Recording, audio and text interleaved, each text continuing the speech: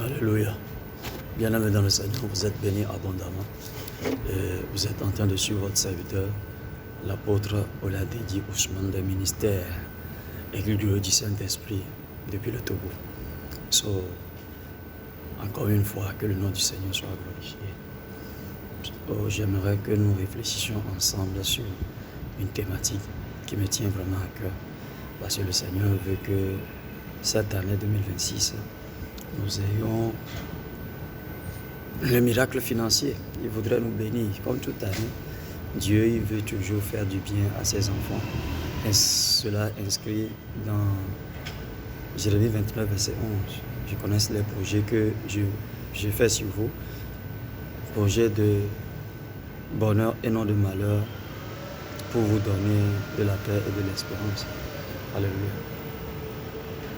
Donc chaque année, ce qui importe beaucoup, c'est de connaître mieux son Créateur et de le servir selon sa volonté. Et les bonnes grâces qui en découlent et d'une adoration sincère et véritable vont nous arriver. Amen. Sans plus tarder, la thématique dont je veux que nous réfléchissions ensemble, c'est: doit-on toujours payer la dîme dans la nouvelle alliance?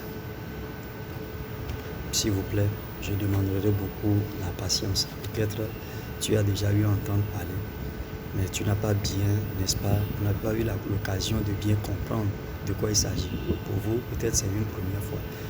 Beaucoup de patience et surtout, nous prions que le Saint-Esprit vienne nous illuminer au nom de Jésus. Amen. So, doit-on toujours payer la dîme dans la nouvelle alliance? Nous allons évoluer en répondant à certaines questions et qui seront autour de la dîme, les origines de la dîme, les raisons pour lesquelles la dîme existe et tout et tout. Et ça va nous permettre de pouvoir asseoir la vérité immuable. Amen. Première question à répondre, c'est quoi la dîme? Nous allons lire rapidement dans Deutéronome 12, verset 1 et Deutéronome 14, verset 22 à 23. Donc, Deutéronome 12, verset 1. Voici les lois. L'Éternel parle ici. Et voici les lois et les ordonnances que vous observerez et que vous mettez en pratique aussi longtemps que vous y vivrez dans le pays dont l'Éternel, le Dieu de vos pères, vous donne la possession. Amen. Donc, Deutéronome 14, verset 22 à 23, là, il dit: tu lèveras la dîme de tout ce que produira ta semence, de ce que rapportera ton champ chaque année. Ainsi, c'est l'Éternel qui est en train de parler. Et tu mangeras devant l'Éternel ton Dieu, dans le lieu qu'il choisira pour y faire résider son nom, la dîme de ton blé, de ton mou, de ton mule, les premiers-nés de ton gros et de ton menu bétail, afin que tu apprennes à craindre toujours l'Éternel ton Dieu. Amen. So, de ces deux passages que nous venons de lire, nous pouvons facilement comprendre que la dîme est une recommandation du Seigneur. D'accord? C'est une recommandation du Seigneur à l'égard de son peuple. So, son peuple qui est, en ce moment, nous allons parler des Hébreux. Amen.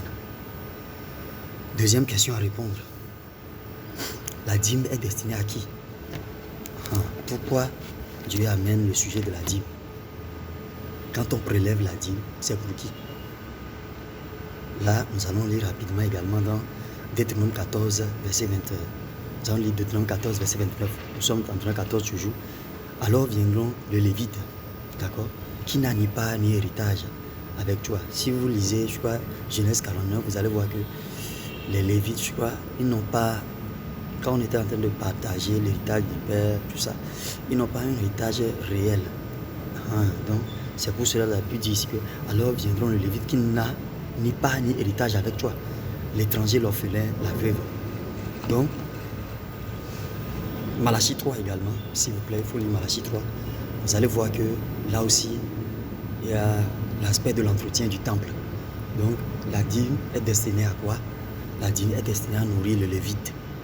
Le lévite ici, c'est le corps ecclésiastique, le berger, le pasteur, le prophète, l'apôtre, l'évangéliste, le docteur. Je ne sais pas ce que tu mets sur le nom de ton guide.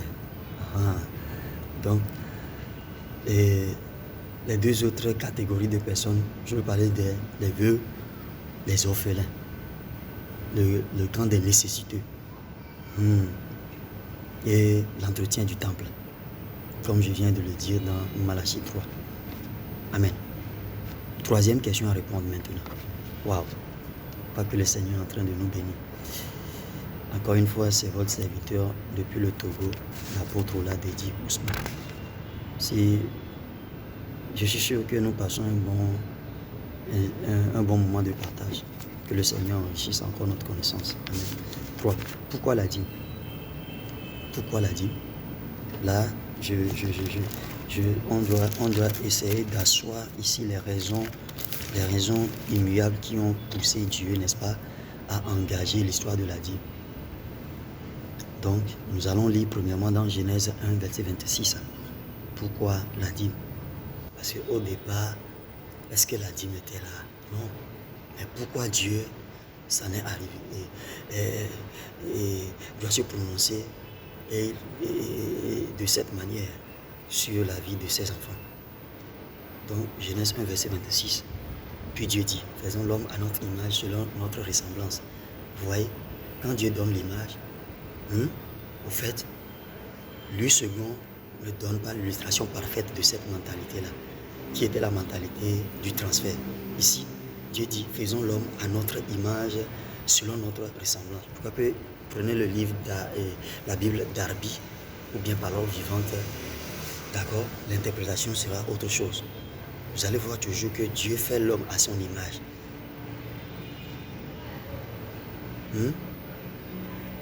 Vous allez trouver là-bas, et Dieu dit, faisons-nous à notre image,